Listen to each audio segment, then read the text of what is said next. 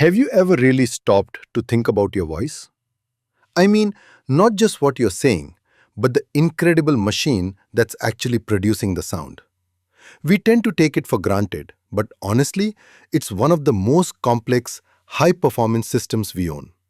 Well, today we are going to pull back the curtain and look at the actual architect's blueprint for that system so you can understand it, take care of it, and ultimately really master it.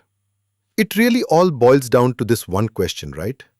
How does some abstract idea floating around in your head become a physical sound wave? Something that can travel across a room and connect with someone else. We do this thousands of times a day without even thinking about it.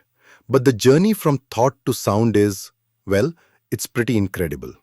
And for some people, this isn't just a fun thought experiment. Think about the trainers for the massive census of India. For them, being able to communicate clearly and powerfully for hours at a time isn't just a skill, it is absolutely mission critical. When the stakes are that high, understanding your vocal instrument isn't just a nice little bonus, it's a huge strategic advantage. And that brings us to a really core idea, one that kind of shatters a common myth.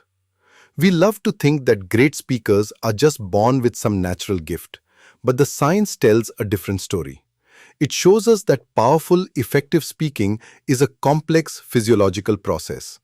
Elite speakers, it turns out, are built from the ground up by understanding the mechanics of their own body. Okay, so let's start that building process where every single word begins, inside the brain. Long before you ever make a sound, there's a meticulous plan being drawn up in this command center, turning a thought into a message that's ready to be delivered. So inside this command center, we've got what we can call the speech trio. Just think of these three key brain areas as the executive management team for your words. They work together in this seamless lightning-fast sequence to handle the whole shebang, from finding the right words to planning out all the muscle movements you'll need to say them out loud. So here's how this executive team actually works. First up, you have Wernicke's area. That's the linguistic architect. Its job is to find the perfect words and string them together with the right grammar. Then it zips that blueprint over to Broca's area, the motor planner, which figures out the exact sequence of muscle movements needed. And finally, the motor cortex, our final executor, takes that plan and sends the go signal to the muscles. So the blueprint is complete. But a plan sitting in the head office is pretty useless until it hits the factory floor. Now the brain's electrical signals have to be turned into physical action to actually build the sound. So how does that plan get to the factory floor? Through your cranial nerves. The best way to think of these is as the high-speed data tables of your body. They're the essential network, taking that complex plan from the brain and delivering it with incredible speed and precision to all the different muscles you need to speak. And once those signals arrive, they activate your articulators. These are the actual physical instruments that shape the sound. Your tongue, your lips, your jaw, even your soft palate. They all work together in this perfectly timed, super fast dance.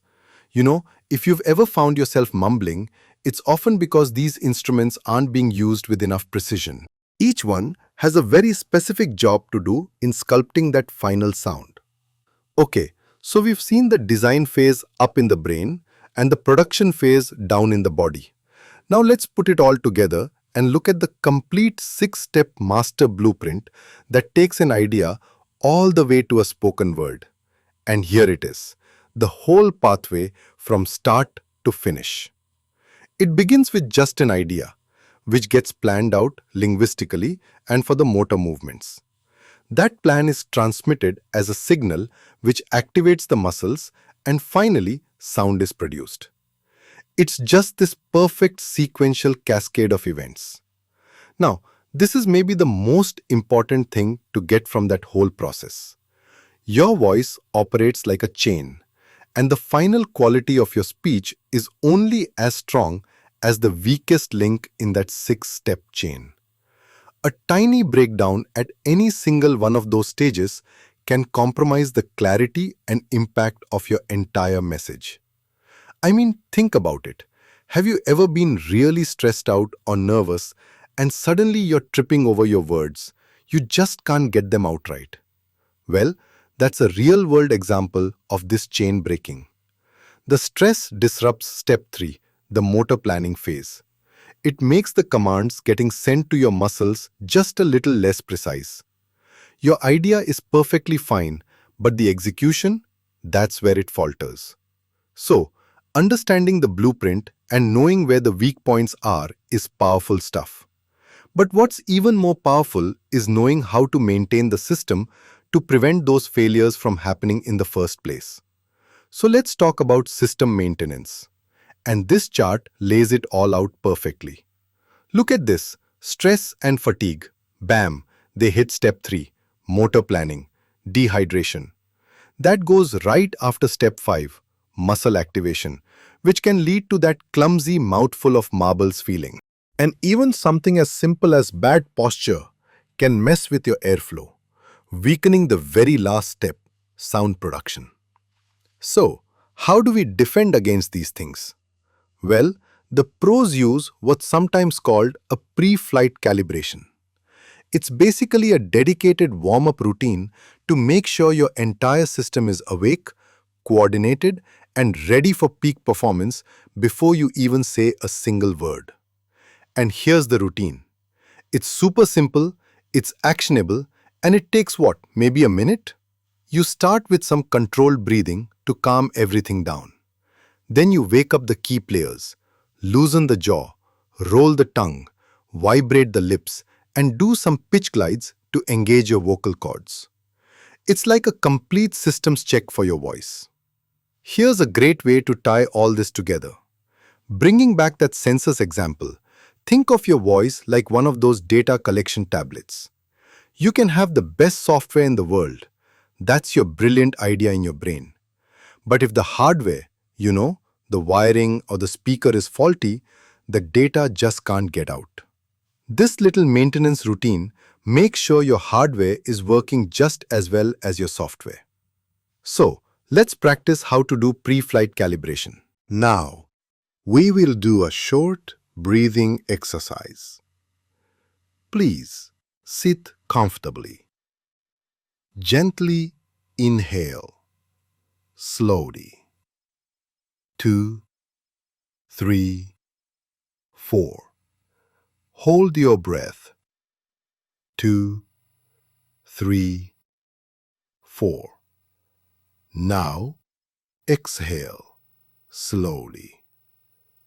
2, 3, 4, 5, 6. Good. Now, let us repeat. Inhale slowly. 2, 3, 4. Hold. 2, 3, 4. And exhale slowly. 2, 3, 4, 5, 6. Relax and allow your breath to settle naturally. Now, let us do the jaw loosening exercise. Gently open your mouth wide. Hold it there. 1, 2, 3. And now, allow your jaw to relax completely. Let go of any tension. Feel the softness in your face and jaw. Now, exercise number 3, tongue rolls. Keep your mouth closed. Gently roll your tongue around the inside of your mouth, touching the surfaces of your teeth and gums. First, clockwise 3 times. 1, 2, 3. Now, anti-clockwise 3 times.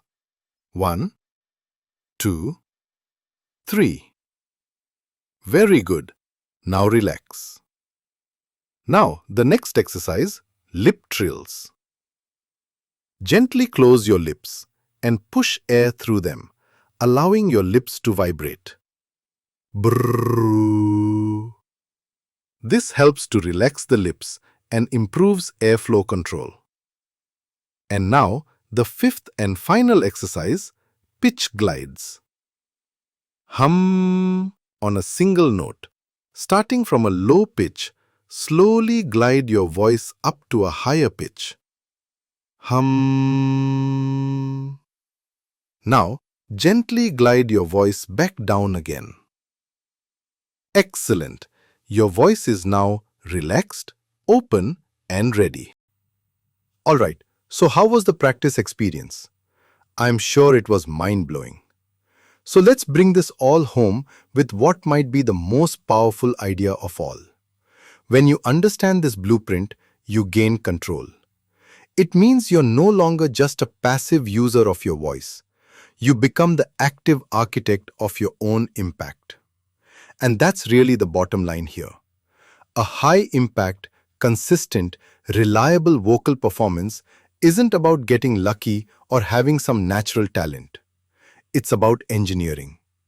It's something you achieve by understanding the system, respecting the process, and doing the basic maintenance. So we'll leave you with this one last thought. You now have the blueprint to the incredible machine that is your voice. The only question left is, what are you going to build with it?